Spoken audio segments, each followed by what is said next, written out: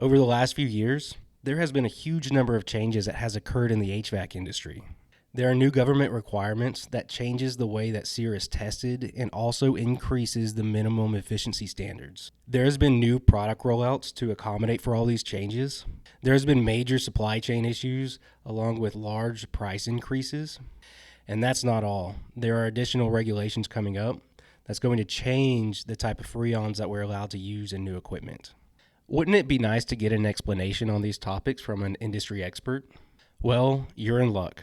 In this podcast, I have with me Heidi, and she is a product expert at Carrier Corporate. We talk about some of the past changes that we've just been through, along with the future changes that we're about to experience. And we also touch on some of the cutting-edge technology that Carrier is rolling out. Hi, this is Kenneth with Atlas AC, and I hope you enjoy our first ever podcast with Heidi. And at any point during this video, if you find it to be interesting, please hit the like button, and that would really help us out. I also included chapters in this podcast, so if there is a particular topic that you're interested in, please feel free to jump over to it and check it out. Hope you enjoy. Hi, everybody. Today I have with me Heidi, and she is a product expert here at Carrier Corporate. Thank you for taking the time out of your busy day to chat with me. Yeah, happy to be here and happy to talk with the audience. Absolutely. Can you go into a little bit about yourself? Like, what do you do here exactly, and how long have you been here? Yeah, so my name's Heidi Gehring. I'm the Associate Director of the cooling product platform. So that means the air conditioners, heat pumps, fan coils, and evaporator coils.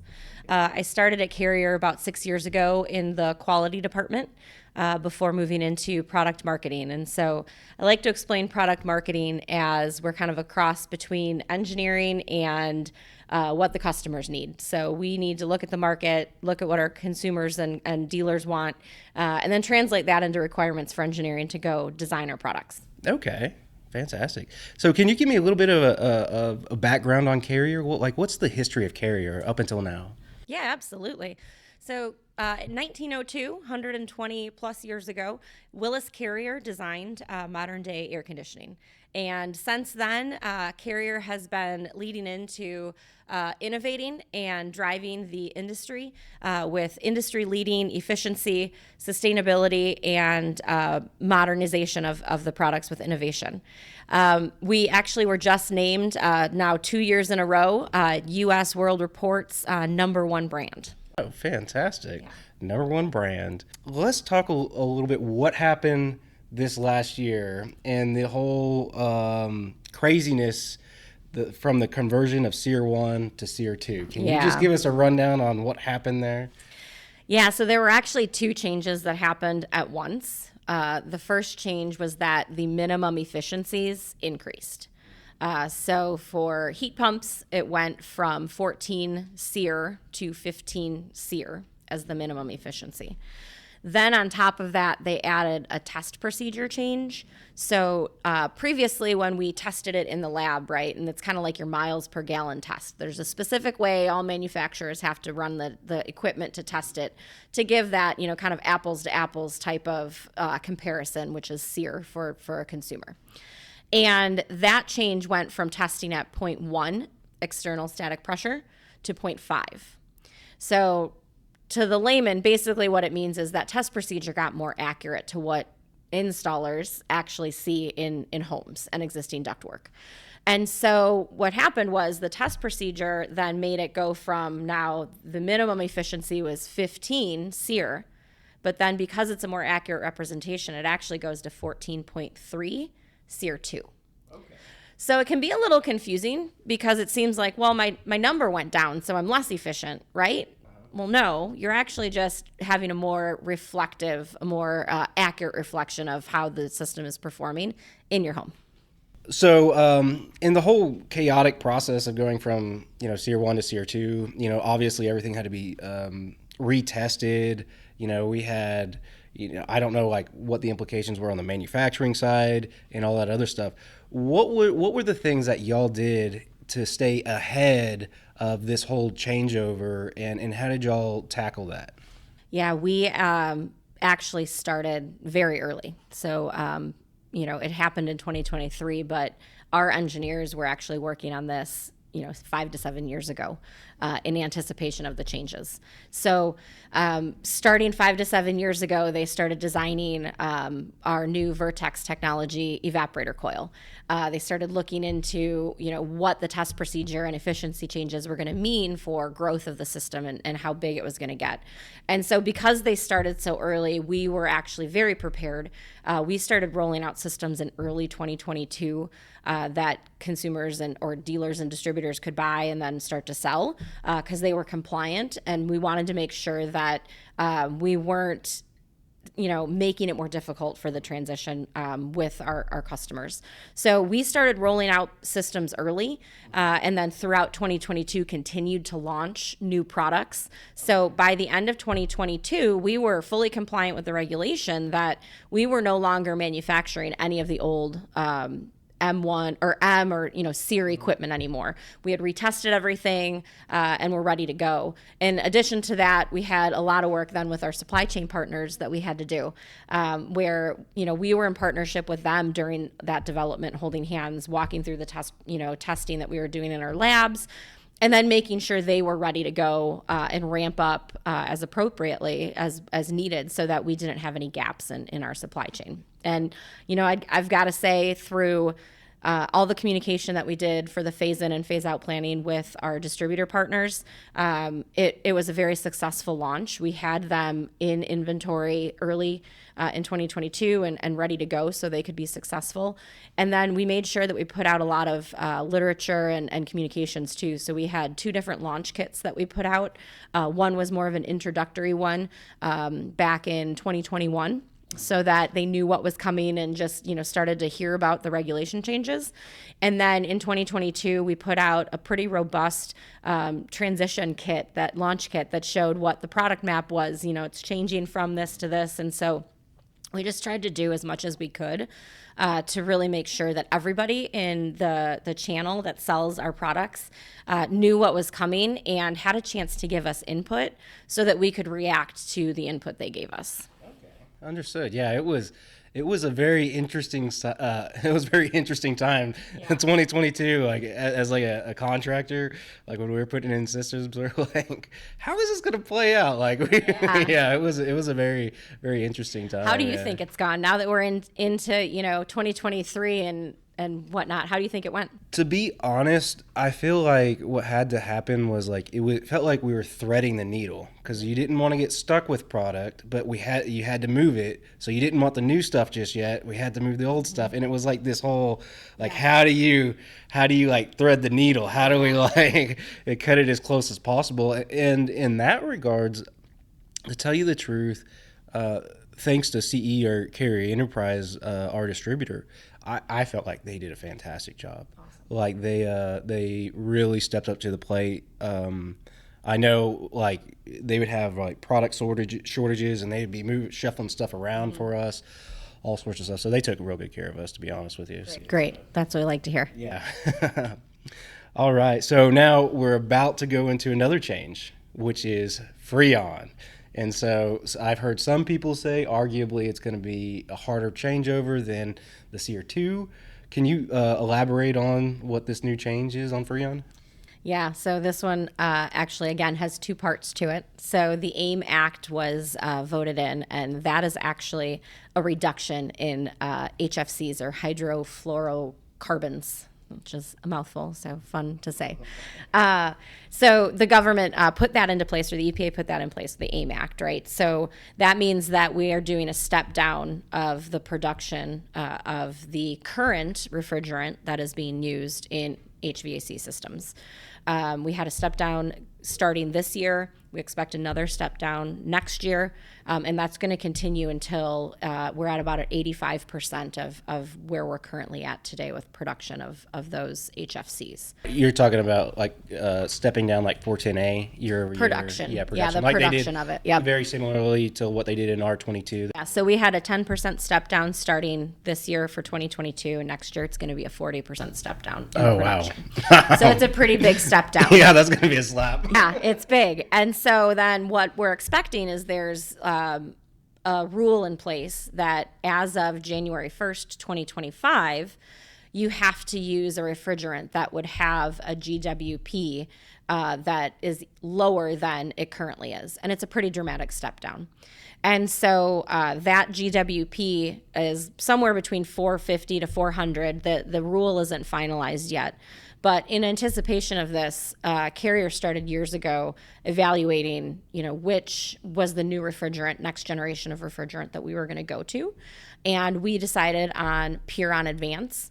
We did that. We were one of the first in the marketplace for residential to come out and say that's what we were going to use. And the reason that we did that is because it's got a GWP, global warming potential, well below what the new regulation and standard is really going to be. So it's going to provide some longevity as well through, the next sets of changes. Yeah, and what's the name of that Freon? It is Freon Advance. Freon Advance, okay. Yeah.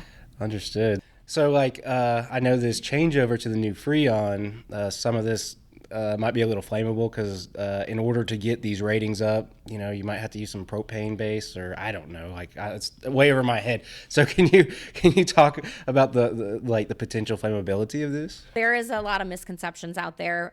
It is not a propane based refrigerant, so there's no propane in this refrigerant whatsoever. But so what it is it's classified as what we call an A2L, so mildly flammable is the classification.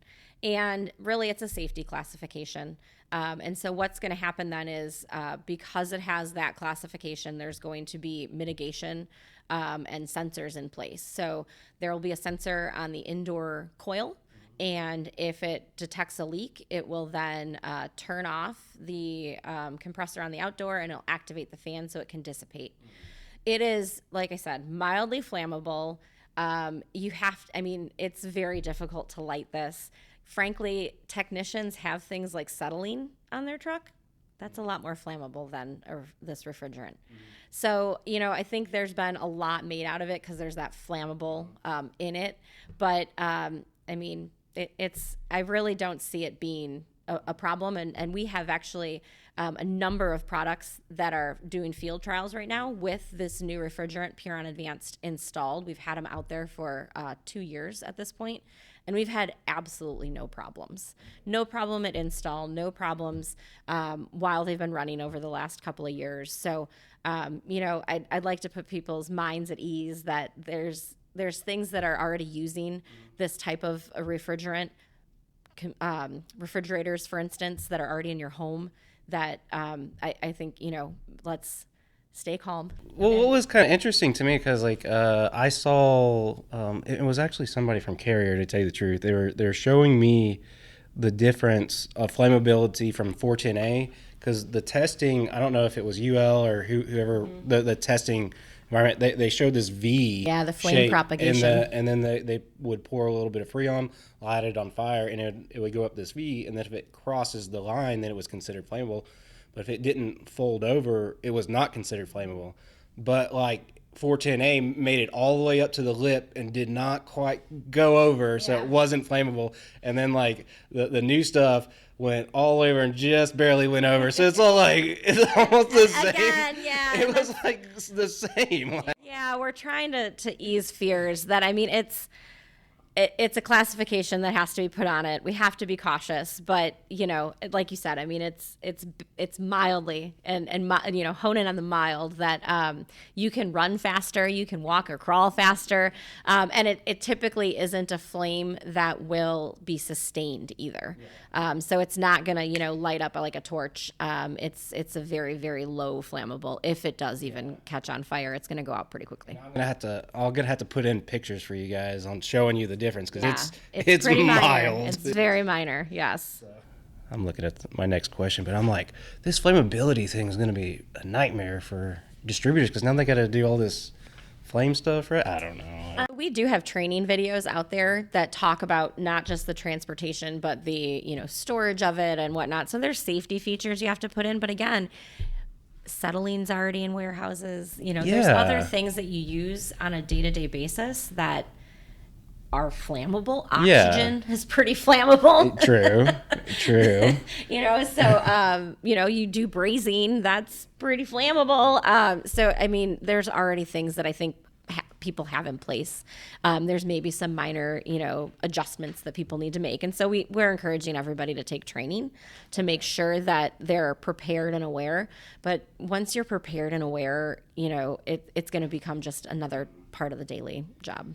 Yeah, the only thing that we're not looking forward to on our end is the number of Freons that a technician's going to have to carry now. That's like, we're going to have to carry so many different that's hard. Freons. That is hard. But, it is what it is. We're at where we're at, so. Yeah, it's definitely, it adds complexity for the day-to-day technician for sure. Yeah. So that's going to be the exciting part for us. Keep you on your toes. Yeah. Keep us sharp. Exactly. Now, all right, so let's talk about the cost increases.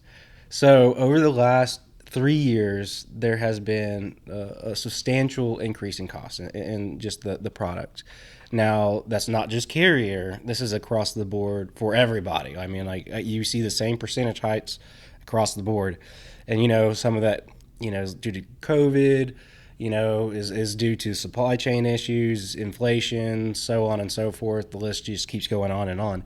Can you, talk to us, like homeowners and other contractors, what exactly happened in that time frame and why those prices went up?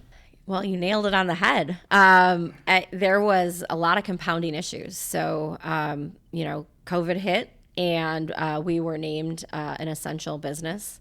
People started spending a lot more time in their homes. And so indoor air quality became a lot more, top of mind for them.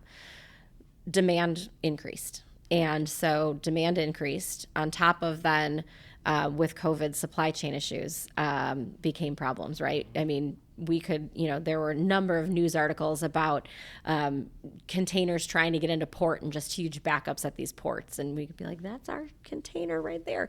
It was this trickle effect of like all of these things compiling on top of each other to really make it, a difficult situation where price definitely increased across the board for, throughout all of the supply chains.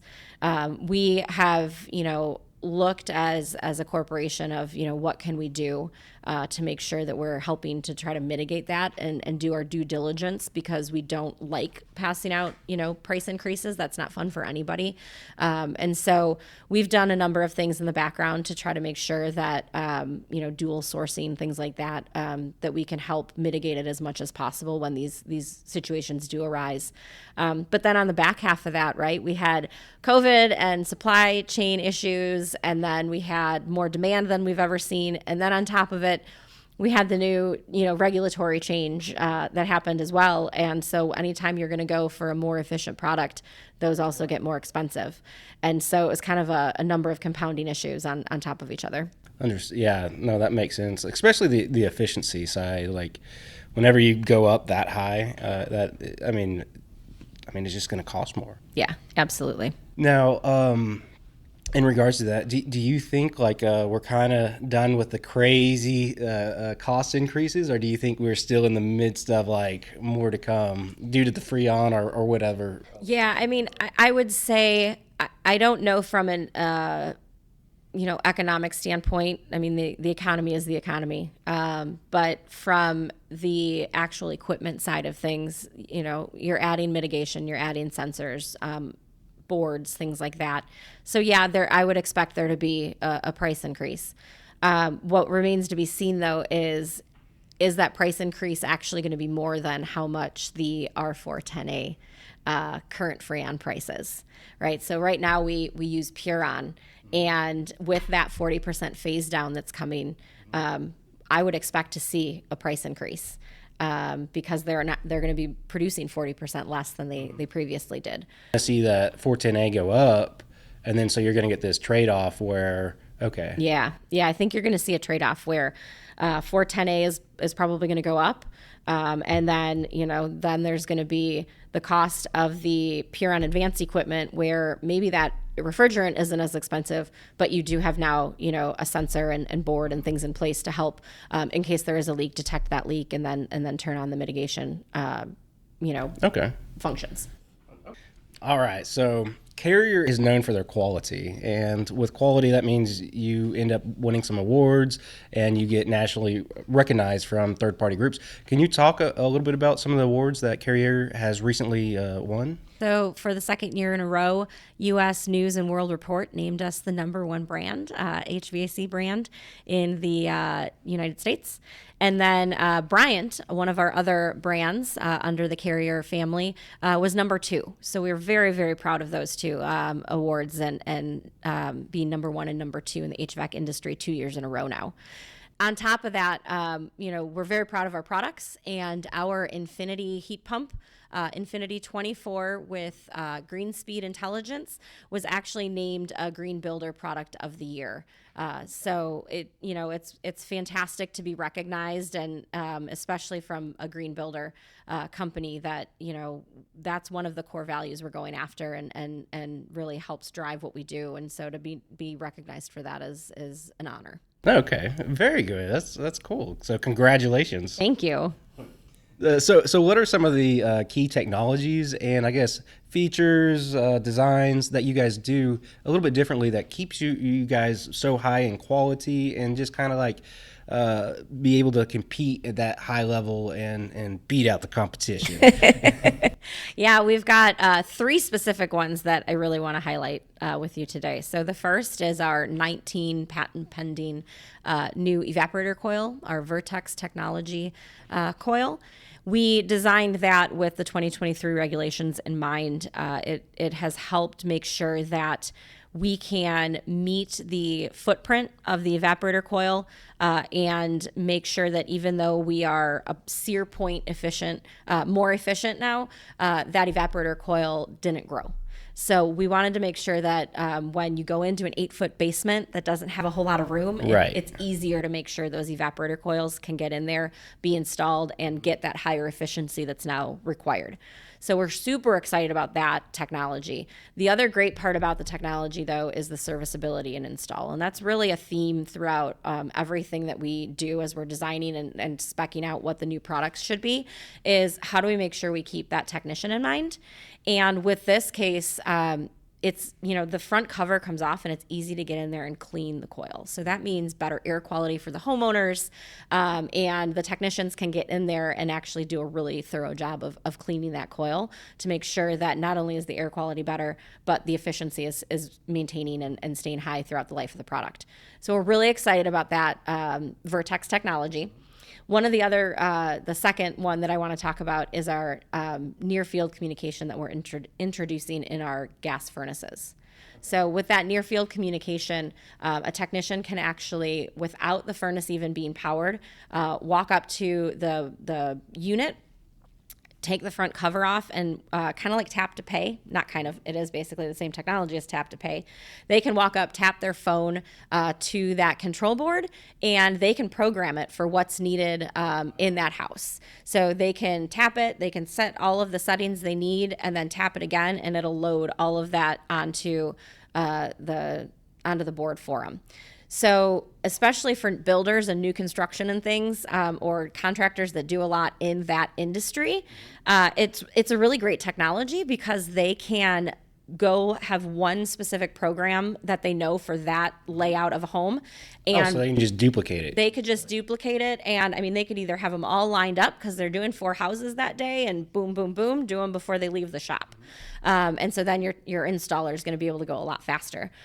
The other great thing is after the system's been installed and operating, they can actually go up and touch it and see fault codes and see operational. Yeah, that's what I was going to parameters. ask. Like, does it help self-diagnose? And It helps with the fault codes and things, right? So they can touch it and they can actually see then what the fault codes are that we're running on it to help them with those diagnostics instead of standing on their head trying to see what the fault code says. Right. Okay. I mean, it would make it a lot easier to diagnose the system. Yeah. Because folks listening to this, when a technician comes out to diagnose a system, they're starting with nothing. Yeah. And so they're having to check the thermostat, going outside, versus just coming up there or going to the furnace. Mm-hmm. Oh, there's an error code. And that now they know exactly where to go and kind of what to do. The other thing that I want to go back to is that evac coil. And you said it was Vertex technology. Yeah. And isn't that one where it's not necessarily a circular hole, where it's more like, a longer. Yeah, is that what it's it is? more So of for more channels. it's Yeah. for more surface area. Yeah, it's a lot more open than the traditional technology that was used and is used still today in a lot of the evaporator coils that are on the inside of a house. And so it's channels that are let the refrigerant run through it, and then there's fins that go in between those channels. Okay. So it's very open on all sides, which allows the airflow to distribute across the whole coil. And then it also actually has reduced the pressure drop that we see over that coil, which helps with that increased static pressure. Okay, very nice. So, like, also, folks at home, the size of the system is like highly important if y'all don't know, like, especially from a replacement standpoint, because once a coil gets over, let's say, 21 inches, most attic doors or attic space openings go up to 21 inches. And then once the equipment gets bigger than that, we're having to pull the attic ladder, the same thing in closets, things like that. It turns into a really big headache. So, like, the magic number has always been like smaller than 21 inches. And, but yeah, size is a very, very important thing. And we're seeing that from, like, and I don't have to go into it too much details, but like from some other manufacturers where we're like, once we get to the 4 and 5 tons, like, it's 24 inches. And that's just rough. Like, Yeah, and what else we saw was, because we took the system approach and we looked at that indoor coil, we looked at the furnace. So not only did we add NFC, but we improved the number of blower speeds. So we lead with 18 blower speeds now, industry leading. But doing those improvements helped the outdoor unit as well, because it's rated as an entire system. And so by doing that, that outdoor unit actually was able to maintain smaller footprints as well. So 100% of our ACs are actually 31 inches or smaller, which I'm going to pull from you. For the homeowners out there, a backyard gate is typically 32 inches or wide. Yeah. And so that allows the installers to be able to get it through those backyard gates a lot easier without having to potentially have to lift it over a fence, which is never good. So we're very proud too that because of that system approach, we were able to keep the outdoor footprint from growing as well. do you know, like, Goodman, it's huge, like 30% bigger. Like, it's massive. Yeah, we're industry leading in the size of the minimum efficiency units. Yeah, I can't. If you went to a Goodman and you got They're huge. the old one and the new one and you stuck them side by side, it's just like. Even the ones that have maintained the height and width, or the width and depth, they got a lot taller.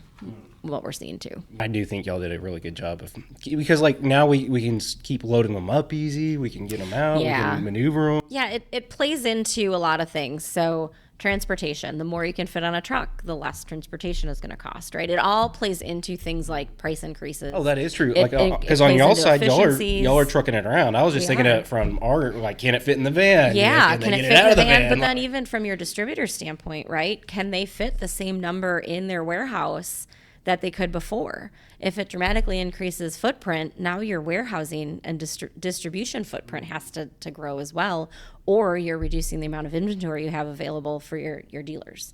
So there's a lot of implications and benefits to having that smaller footprint for sure. Huh. Yeah, that is definitely some areas that I didn't think about. I was just thinking about being Yeah. selfish like me.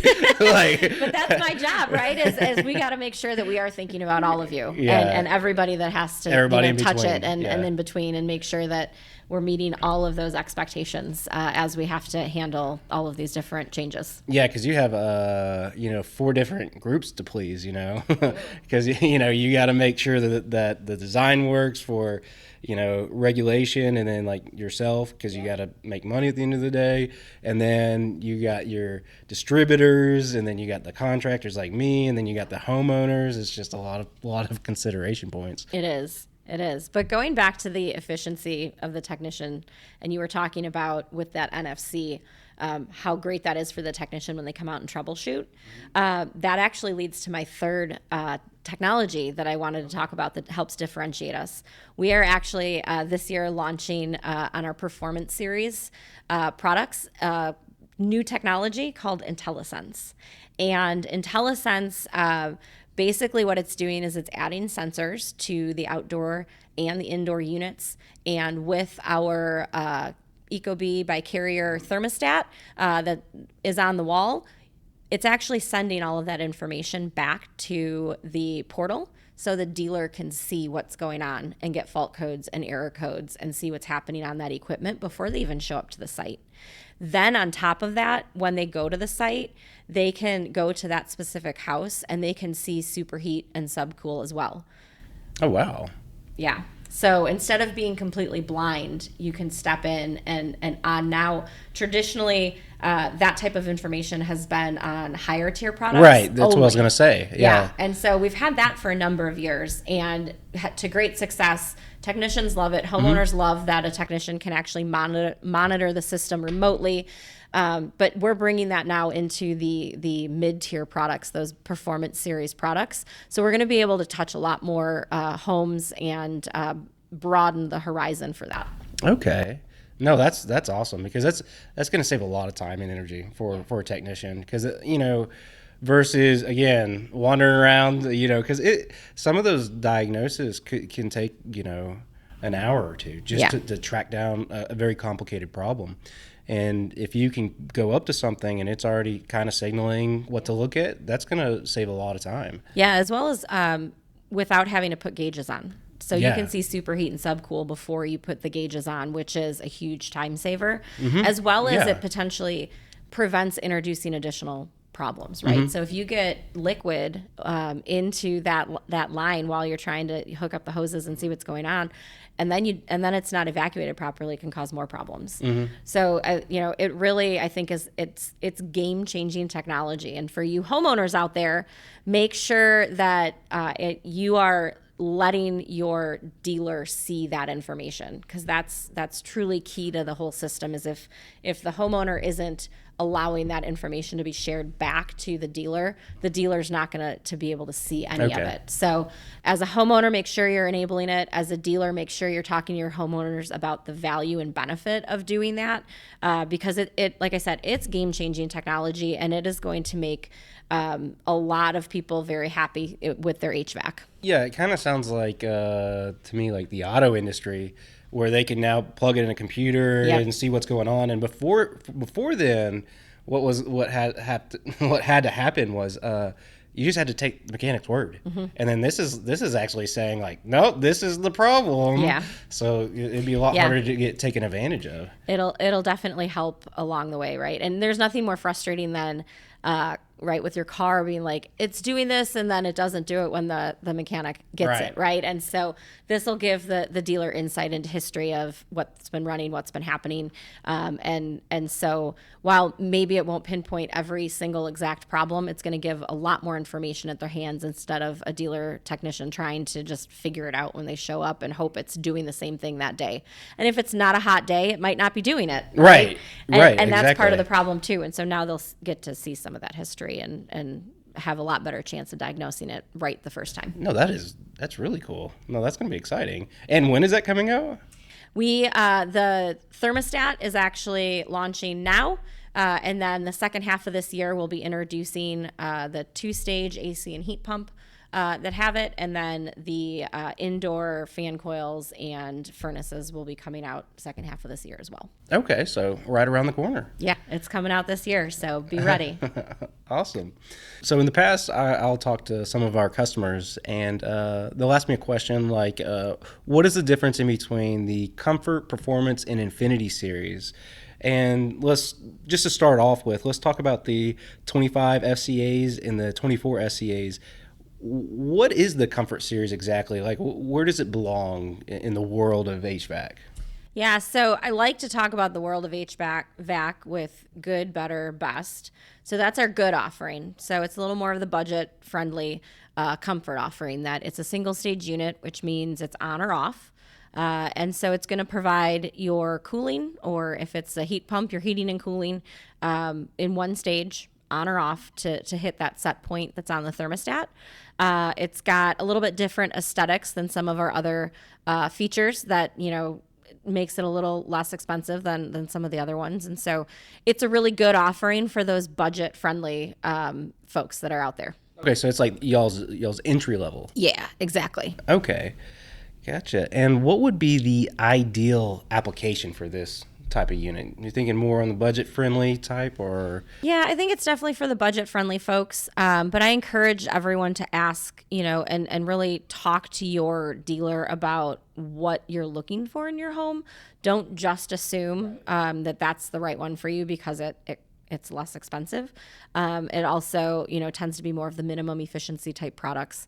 And so you definitely want to talk to your dealer about what you're looking for to make sure that they can meet not just your budget, but also your comfort needs as well.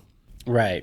Yeah, there's definitely, you like you said, minimum efficiency, more budget friendly, but there's a lot of other things going on that you might want to consider. Yeah. So when it comes to the Performance Series, you do offer two different types of equipment, single stage and two stage.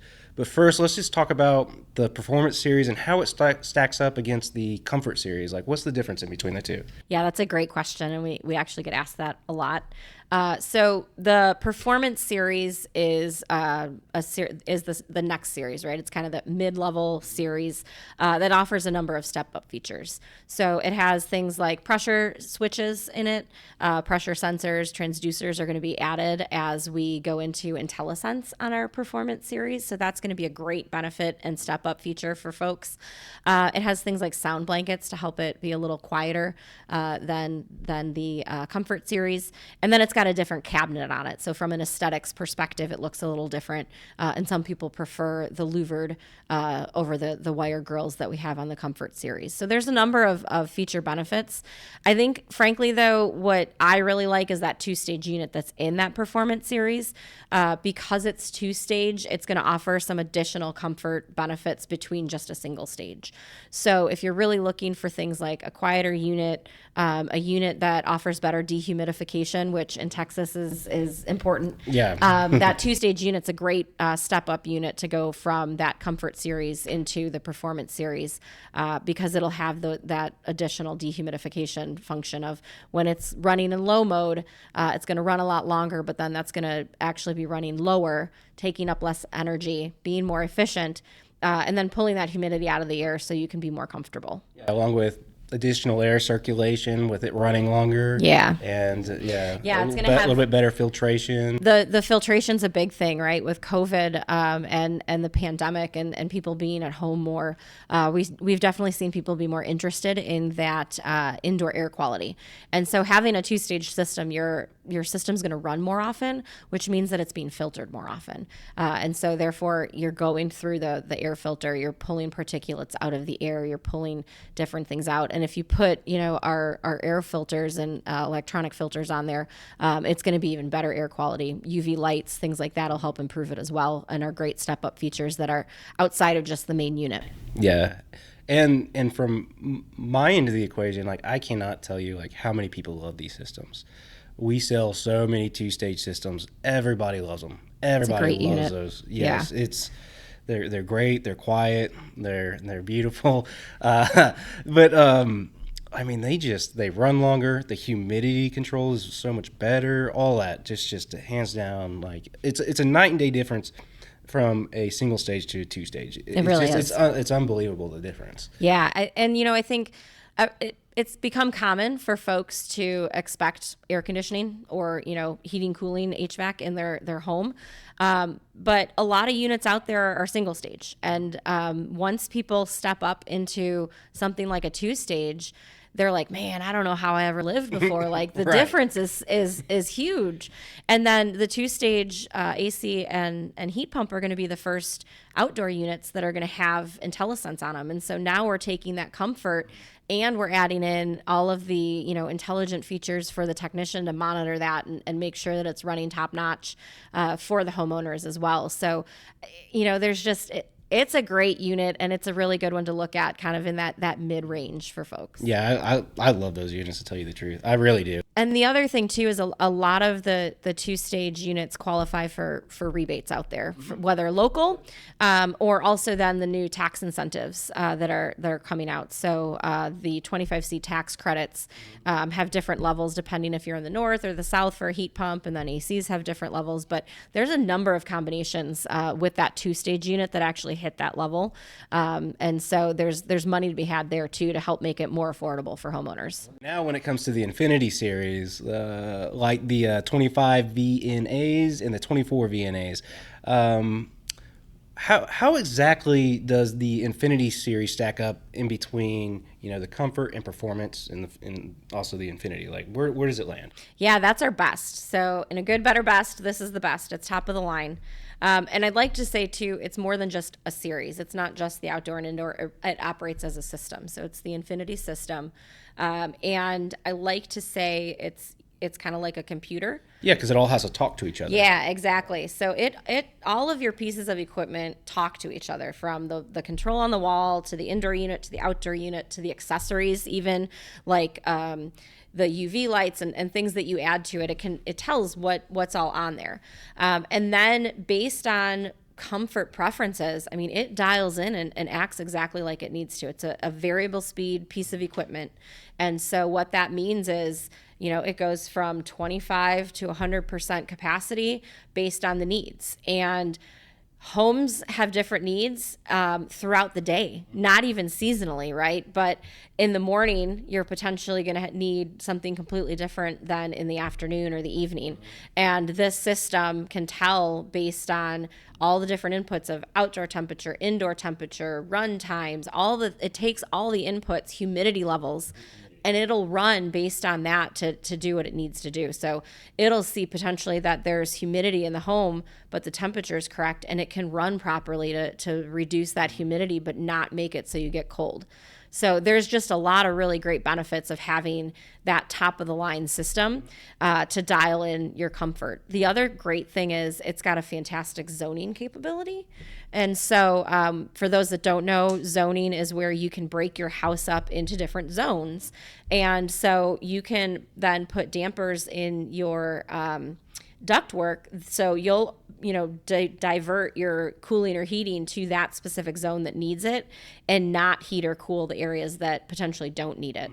Because like when it comes to zoning, the Infinity series, since it has such a low speed, you can zone smaller and smaller parts of the house, versus like, let's say we do a two-stage system that's a performance and it's running around 65%. That means I have to zone bigger parts of your home. It's I can still put a bypass in there, do a couple other things, but it's harder to break up the home, versus it's a lot easier with a variable speed system. Yeah. So that's the way I kind of look at it. Yeah, there's a lot of benefits to those variable speed systems, and there's a lot of benefit to having it as a communicating variable speed system. So the outdoor and the indoor are running together. And one of the things that folks don't necessarily think about is a variable speed compressor is great. You want to make sure you have a variable speed fan on your indoor too, because as that compressor ramps up and down, you want your fan to ramp up and down too appropriately to help with that humidity control.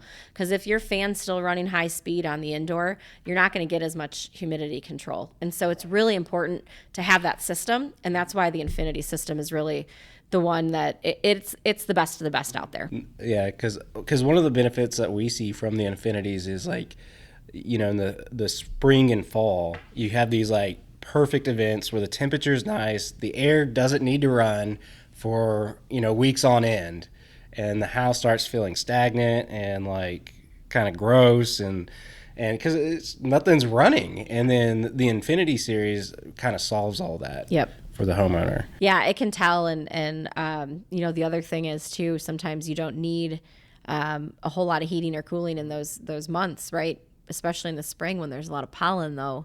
Mm-hmm. When you put in some of those indoor air quality accessories, you might want to just run your system so that it's filtering the air for you. Right. And the Infinity system can help with a lot of that. Right. Okay. No, it's a great system. So fantastic. What are some? I guess we kind of already answered it, but what are some of the ideal applications for an Infinity system? Anything, really. I mean, anywhere you're going to put in an HVAC system, you could put in Infinity. And I think, people need to make sure they talk to their dealers about their specific application and what they're looking for. And Infinity will meet a lot of their needs. Why would a homeowner want to consider a Carrier over another brand? Yeah, I would say the core values that I talked about. So integrity, innovation, respect. We stand behind our equipment. We stand behind what we do, and we have a fantastic factory authorized dealer program where we have our dealers go through a required amount of training hours and things like that. And so we expect a lot from everybody in our channel. And that's frankly why I would as a homeowner want to buy a Carrier system, because there are very high expectations of not just what the equipment can do from an innovation side and an efficiency side, but what that whole channel does that represents the Carrier brand name. And the people that work for Carrier. I started in quality. My background is in continuous improvement. And that's part of why I like Carrier, is because we're striving to continually improve. Nobody's ever perfect, but it's how you answer things. Right. And so that's one of the things that I really respect about Carrier as a company. And I respect about the dealers that we do work with is, let's make it right. Let's do it right. The equipment's got to be top notch, but the people that make up the brand have to be top notch too. I could not agree with you more, to be honest with you, because I can honestly say this from the outside looking in. I have not seen like because I did not start with Carrier. Like we started with other brands and stuff, and we ended up on Carrier. But with the other brands, I didn't see the integration that Carrier has. Like for instance, we'll have our rep that stops in, like Krista, and she'll bring Aaron Rudd with her, and they would go in and talk about problems and what we need to do to fix it and all that stuff. Like, and you can see like, and Aaron, by the way, for the people that don't know, is Carrier corporate, and they're not the person that I buy from. I buy from CE, which is Carrier Enterprises, which is the distributor, and so you have this complete integration from the top to the bottom where you can see Carrier corporate working all areas of it. And they're always asking questions. How do we improve? What do you see here? And then, I'm just saying, like, I firsthand see it. Like, That's I see fantastic. it. So, I'm glad to hear that. yeah. So it's like, it's true. And you can see the standard behind it because, everybody wants Carrier to stay in this premier lineup, and so like this is the premier brand, and if everybody's not on board with this, it's not going to work. And so like I see it, but I also hear it like preached to us, like this is where Carrier belongs, and we're not going to go the direction of some of these other companies. We're going to stay premier, and it does. It takes that full integration process, and it's nice to see it. Like it's well done. Like and like when problems do come up, and like I've given feedback. And I'm sure a couple other like contractors might have given the same feedback, and it was probably enough to like changes were made. And I got to see it from my end too. Like, oh, okay, they actually did listen to us and made those changes and fixed those, like some of those issues. So yeah, we do. We really try to make sure that we do a lot of voice of customer activities, and that becomes first and foremost to our decisions, is driving that feedback that we're getting. And if we're going to touch a product for a regulatory change, what can we do to make it better, not just make it comply. Right. And so we value that feedback and love getting that feedback. And from the top down, we want it, and we want to make sure that we're acting with integrity, respect, while we're innovating. Mm-hmm. Agreed. Yeah. So I see it. I see it firsthand. So like, because in my opinion, like, I still got to run a business, right? Yep. And so if I can't get equipment, if I can't be heard, if I can't get somebody on the phone, if I can't get, support, like it doesn't matter how good the product is, because like my business doesn't run. And so the fact that we get so much support, so much feedback, and that our voice is actually heard, it allows us to do what we've done and grow so rapidly. And that's why we've kind of like partnered up. And like when I say partnered up, like we're like like we need to settle in here with Carrier because they're taking good care of us. Good. Yeah. And I mean, that's part of it, right? Is we've got to be a team together. And so everything from the programs that we have in place to help our contractors and dealers be successful, to, standing behind our products with our warranties, to then designing the products so that they're not just industry-leading, game-changing technology products, but that they're making our contractors successful too, so that they're easier to install, they're easier to service, and they're going to last. Right. And that's a hard equation to solve. Let's shift gears. Carrier doesn't only just make Carrier, you also make Bryant and Payne. Can you tell me a little bit about that lineup and like why do you have three? Is it kind of like our GM offering Chevy, GMC, and Cadillac? Is it kind of like that scenario? Or we also actually offer ICP, which is International Comfort Products as well. But really, it comes down to brand name recognition is one of the things. So, these are brands that have been around for quite a while, and certain markets are familiar with their brand names. And so while we manufacture all the equipment, it's easier for the dealer that's been in business for 100 years to continue to maintain that brand and sell it. And so it makes it easier for the dealers to maintain that partnership with us, and the distributors as well. And so that's part of it. And then the other part, there's, some differentiation in the support necessarily, or the programs that go along with it, right? So like you said, Carrier's the premier brand, Bryant. Payne is more of that kind of budget-friendly, over-the-counter type option. And then ICP is, it's been around for quite a while, and another great set of brands as well. So there's, differentiations that come with each of them, but a lot of it has to do also with the fact that these were established names and people know them, and let's leverage that. Right. So as you guys were growing, you're basically acquiring other brands. Yeah. And okay. Well, so over the history and I guess the past that y'all have been in business, what can you say is y'all's North Star? Like, what drives the core decision making and the values of Carrier?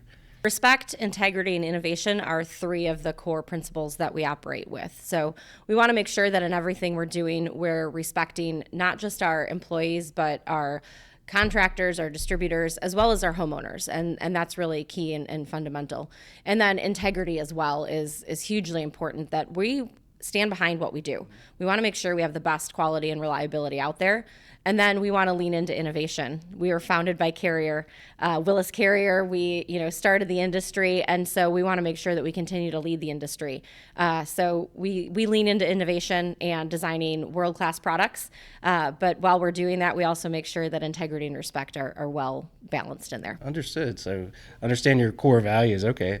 So in the world of HVAC, I get a lot of contractors that will say brands don't matter. It's all about the install, and don't worry about the brands. Can you tell me why a homeowner should actually consider a good HVAC brand? Yeah, I have to laugh every time I hear that, because I do hear it often that brands don't matter, and brands do matter. They're so important. So look at Carrier, for example. We have industry-leading technology, products, sustainable products. That really means that we as a brand, as a company, have researched, designed, and developed solutions with the homeowners in mind, with the environment in mind.